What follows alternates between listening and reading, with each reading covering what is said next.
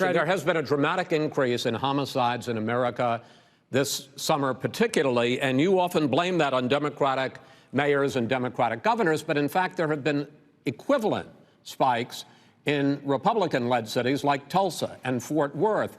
So the question is this really a party issue?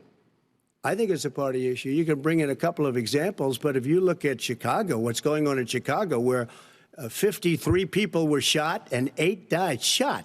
If you look at New York, where it's going up like nobody's ever seen anything, the numbers are going up 100, 150, 200%. Crime. It is crazy what's going on. And he doesn't want to say law and order because he can't, because he'll lose his radical left supporters. And once he does that, it's over with. But if he ever got to run this country and they ran it the way he would want to run it, we would have our suburbs would be gone. By the way, our suburbs would be gone, and you would see problems like you've never seen. He would know a suburb unless he took a wrong turn. Oh, I know suburbs. He would not. So much Go ahead. Wait a minute. I was raised in the suburbs. This is not 1950. All these dog whistles on racism don't work anymore. Suburbs are by and large integrated. There's many people today driving their kids to soccer practice and or to black and white and Hispanic in the same car as there have been any time in the past. What really is a threat to the suburbs and their safety is his failure to deal with COVID. They're dying in the suburbs. His failure to deal with the environment. They're being flooded. They're being burned out because his refusal to do anything. That's why the suburbs are in trouble. I do want to talk about this issue of law and order, though. And in the joint recommendation that came from the Biden-Bernie Sanders task force, you talked about, quote, reimagining policing.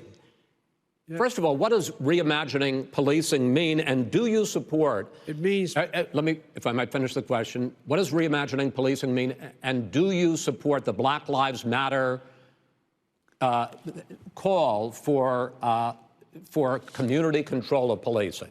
Look, what I support is the police having the opportunity to deal with the problems they face.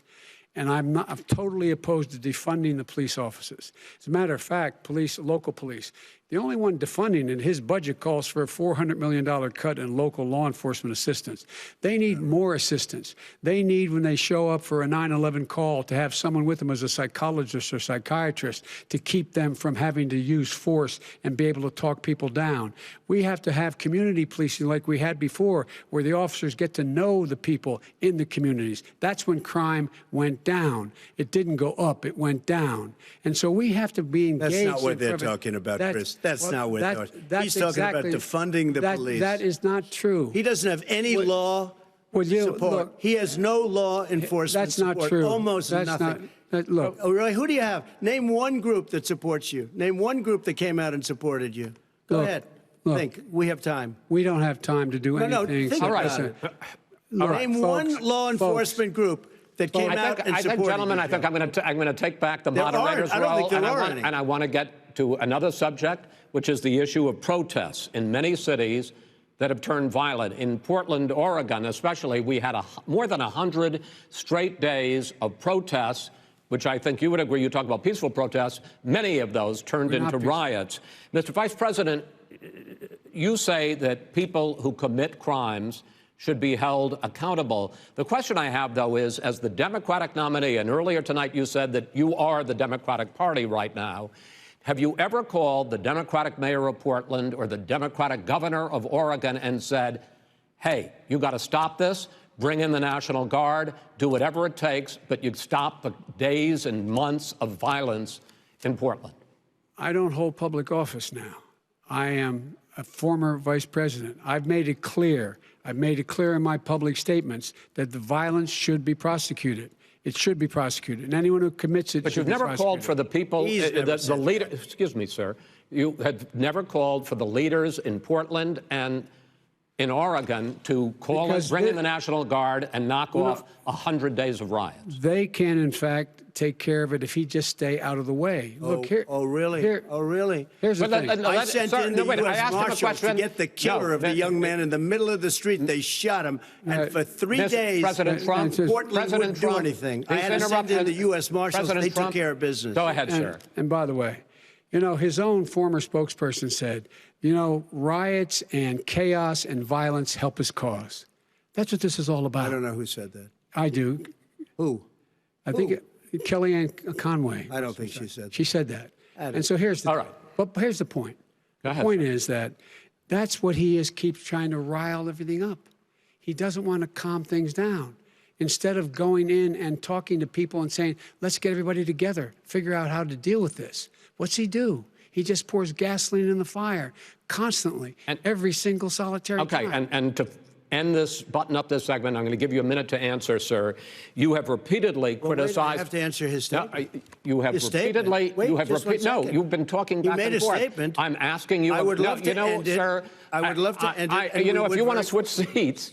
We could very quickly. We could do that, but I'm send in the National Guard. It would be over. There'd be no problem. Okay, but they don't want to accept the National Guard. You have repeatedly criticized the vice president for not specifically calling out Antifa and other left-wing extremist groups. But are you willing tonight to condemn white supremacists and militia groups and to say that they need to stand down and not add to the violence in a number of these cities, as we saw in Kenosha and as we've seen in Portland? Sure, are you I'm prepared willing to do specifically that, but do it? Well, go ahead, sir. I would say almost everything I see is from the left wing, not from the right wing. So what are you saying? I'm willing to do anything. I want to see peace. Then do it, sir. Say it. Do it. Say it. Do you want to call him? What do you want to call him? Give me a name. Give me a white name. Supremacists and who would you like me to condemn? White supremacists and Proud Boys. Stand back and stand by. But I'll tell you what.